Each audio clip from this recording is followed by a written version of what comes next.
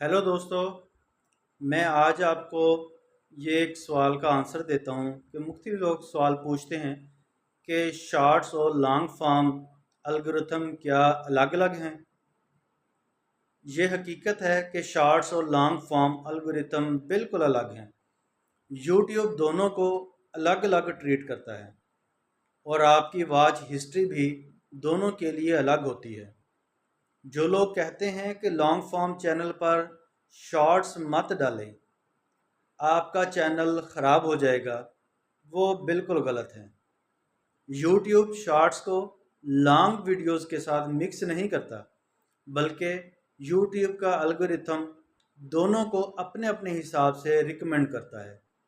असल बात यह है कि शॉर्ट्स आपके चैनल को नए नाजरीन के सामने ले जाते हैं, ये अवेयरनेस बनाते हैं और फिर लॉन्ग फॉर्म वीडियोस आपके नाजरीन को गहराई में इंगेज करते हैं। लिहाजा डरने की ज़रूरत नहीं। अगर शॉर्ट्स आपके नीश में काम करते हैं, उन्हें ज़रूर पोस्ट करें। ज़्यादा एक्सपोजर, ज़्यादा सब्सक्राइबर और ज़्यादा वॉच टाइम।